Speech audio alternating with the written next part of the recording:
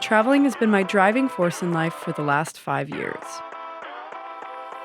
Whether it's by sea on my sailboat, or by land in my camper van and motorcycle, my sense of adventure has always acted as my compass.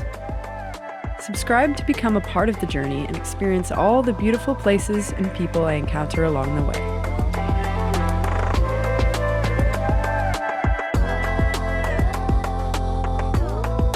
So our time here in Turks and Caicos has been super enjoyable. Just kind of a nice change from the Bahamas, but it's only a short little stop. We're only here for a few days in order to kind of re-provision, get some more fuel and water, and then wait on kind of a better weather window to shoot over to the Dominican Republic. So today has been a busy morning. Me and AJ have kind of been prepping everything on deck. We've got the dinghy tied up back there and just making sure everything is safe and secure. Nellie has been an amazing help doing a lot of food prep and organizing the kitchen and everything down below so that, you know, nothing falls over. And when you're underway on a monohull, it's pretty difficult to cook when you're underway, especially if you're sailing. So kind of doing that beforehand really helps us, you know, keep us fed and keep the energy up. I feel very well prepared for this. I'm definitely a little nervous. This is going to be one of the bigger crossings that I've done just on my own with a crew, but I'm feeling good. I'm excited. We're leaving from Providenciales and making our way to Samana in the Dominican Republic, which is about a 290 nautical mile passage. This would take us around 50 hours to complete if we average 5.5 knots. Traveling. A Taylor's Travels shirt, so if you want to get some Taylor's Travels merch, make sure you go www.taylorstravels.shop to pick up your new merch. It's a really cool tie-dye little thing. What are you guys most excited for this passage and most nervous for this passage? Most excited? We have a start battery. Yeah. So, oh yeah, I didn't mention that. That was the one thing that has been a real bitch. Is our start battery kind of got fried, and so we were having to jump start it from the house bank, which means pulling up floorboards and disconnecting terminals and having to like jump start it. It adds another level of stress and like uncertainty. Each leg that we have started, I've had to start down below for, I don't know, 20 minutes or so. I'm down below once the engine's even started, putting everything back, putting the floorboards back, putting the terminals back on the old battery, just to keep everything safe, because there's water down there. Yeah. We don't want anything to touch itself. By the time I finally get up into the cockpit, I'm already puking McPukersons and doing everything I can to hold it back, right? So then I'm spending, I'd say the better part of 4 hours in the cockpit just facing the wind. Don't talk to me, leave me alone. If I try to move or do anything quick, I'm holding on to the rails. So I'm super pumped to be able to not start this leg like that down below. And what are you most nervous for? Most nervous for just being at sea. I think no land in sight for that long. Like 24 hours is something your brain can fathom and understand. It's, you know, even when you start, it's like, okay, like 23 hours left, 20 hours left. Like you know that end is coming quick. When you're watching sunset and sunrise and sunset and sunrise, I'm just not even nervous more than I'm curious how I'm going to react to it. Nellie, how about you? Okay, so definitely the most nervous about the night passage, because in the evening you really cannot see anything around you. It's the darkest darkness I've ever seen, minus like the stars, but it's dark, and like you can't even see in front of you like what's ahead of you, so you're kind of looking for lights and stuff and like of other boats and things, and that's kind of stressful because you're tired. Like you can feel that you're tired, but you're trying to be alert, and there's just no amount of coffee or any kind of energy drink that I think like helps with that mind-body sort of exertion. And you're sitting here, but it's very stressful. And we get tired, obviously, and I'm not as experienced, so Taylor kind of has to keep an eye on me, and so I kind of feel bad that she doesn't get as much rest. But that's all part of it. And through this, I mean, I will say that Nellie, I've been amazed. She's been the only one who hasn't thrown up on the boat so far. Part of that, though, I'm still sticking by that it wasn't seasickness, because I kept throwing up for like the whole next day once we already anchored, so still going by that wasn't seasickness. AJ got a little bit sick on the one passage. There and might threw have up definitely overboard. been a little bug going around. I think we kind of left the meat in the fridge. Yeah. A little too long. I'm feeling much more confident in you, Nelly. I think that you've done a wonderful job and you should have confidence in yourself, and I am always here. What are you most excited for? I am most excited. I think every time we've done this, I don't know, 3 times now, I think my favorite thing about it is that, like, getting to the destination. Yeah. Like, I love that feeling of being on the water and stuff, but there's something, like Taylor says, that very rewarding about when you do make it, because you made it through and you got through the challenges of everything that comes with it. Yeah. And you see land and you see that next step in the journey, and there's something just, so amazingly rewarding. Yeah. And you feel like you've accomplished something. Totally. And that really excites me to keep kind of trying to get better and do more, and it's fun. We're gonna do great, everything's gonna be okay, and we're gonna stay safe and have fun.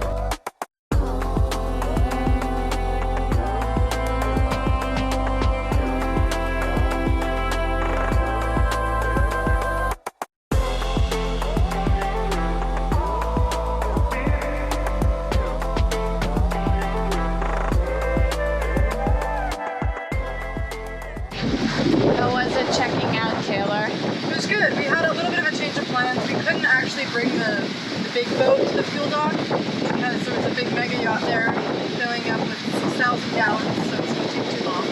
So we just filled up with jerry cans, ran them back and forth to fill up the boat with fuel, and then, had to check out.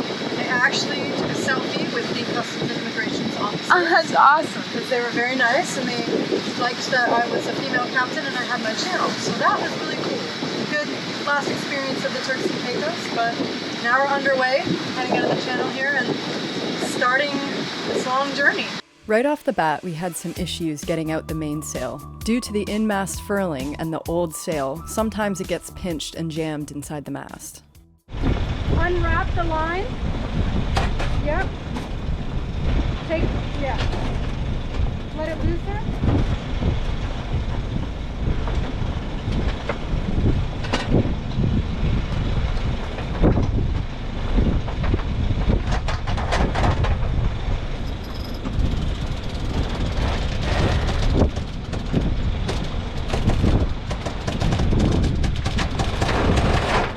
There we go.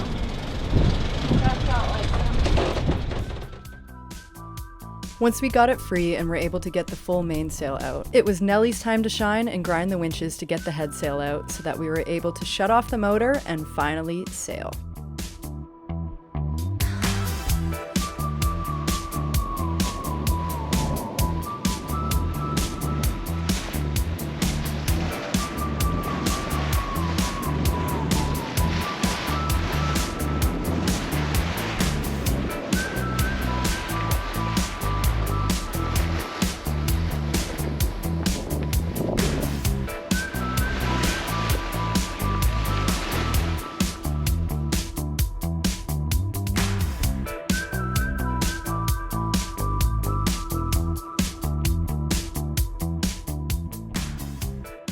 We sailed relatively comfortably for the rest of the day and into the evening, averaging around 5.5 knots.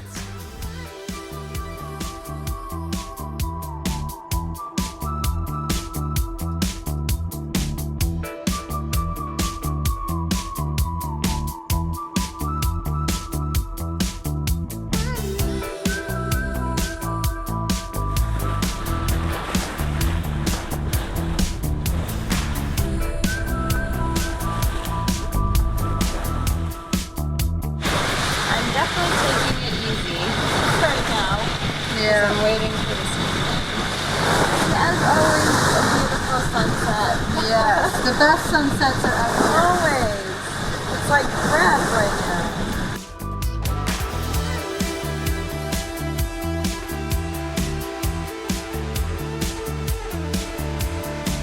Well, we caught our first fishy.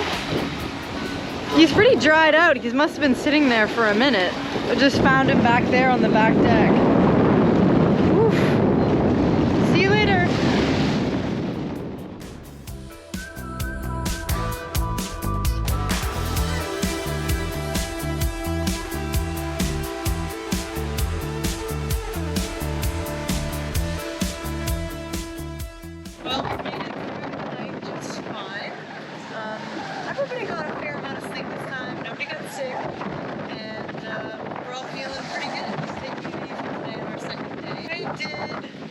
afternoon until 10. And AJ did 10 to 1. Nelly did 1 to 4. And then I did 4 to 7. And then AJ took back over in the morning. And yeah, we're cruising along. We had a slight change of plans overnight. We were trying to pitch as close as we could to the wind, but unfortunately, we just weren't making very good headway, and we want to kind of conserve fuel and be able to sail. So we changed our destination from Samana to Luberon.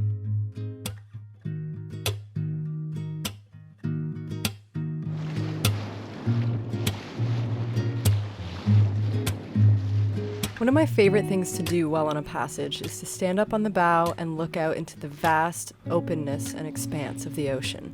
There's really nothing quite like that feeling of the boat gliding through the water and the wind pushing you mile by mile to your destination.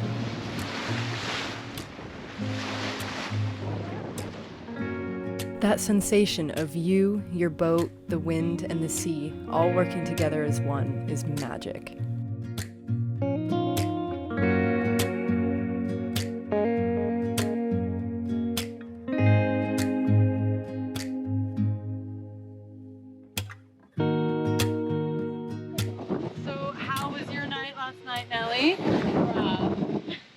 That bad. You did great on your night watch. I did okay, but it was like one of my worst ones because I finally I was very nauseous and I was very out of sorts last night. I don't know what it was, but you didn't show it. Thank you. I tried, but I definitely took advantage of some extra sleep this morning for sure. Yeah. While AJ and Taylor were up here.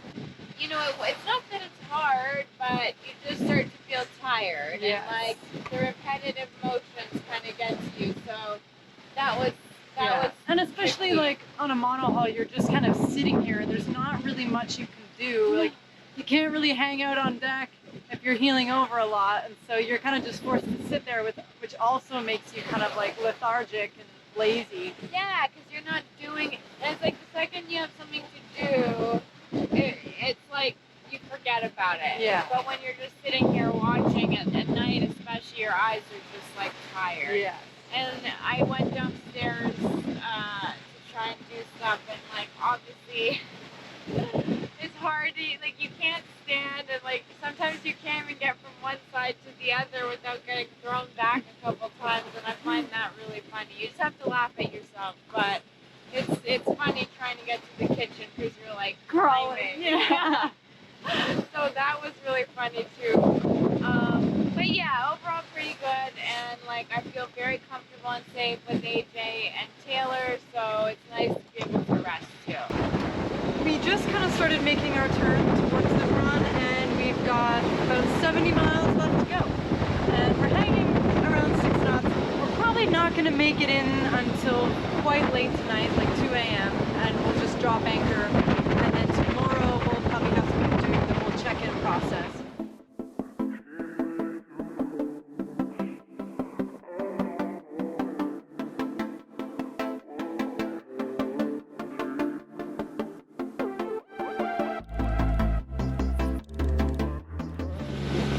Well, it's getting close to 1 a.m. now, and we are a little over a mile away from the DR, so we're making our final approach. We made a little adjustment in plans. The entrance into Luberon looked a little bit sketchy, and there's some reviews on Navionics that a lot of people get guided in by other boats during the daylight. So we're just pulling into an anchorage that is 3 miles east of Luberon, and we're just gonna anchor here for the night, and then tomorrow morning we'll be able to move in once we have solid visuals and daylight to be able to do that a little more safely. So yeah, I mean, it's been a good passage. We lined up perfectly with all of our buddy boats, so Lost and Regenero are, Regenero's in front of us and Lost is just behind us. We kind of went separate directions for a little while and lost each other for a bit. And then this afternoon we finally all kind of realigned on the same path and saw each other. So it feels really good to be coming in with everybody all at the same time, and you know, nobody's falling behind too much, especially not me. It's definitely a challenge to keep up with the catamaran sometimes, but yeah, I'm really proud of us. I think we've done so well. Everyone's handled themselves beautifully, and I mean, we're made it here safely. What more can you ask for?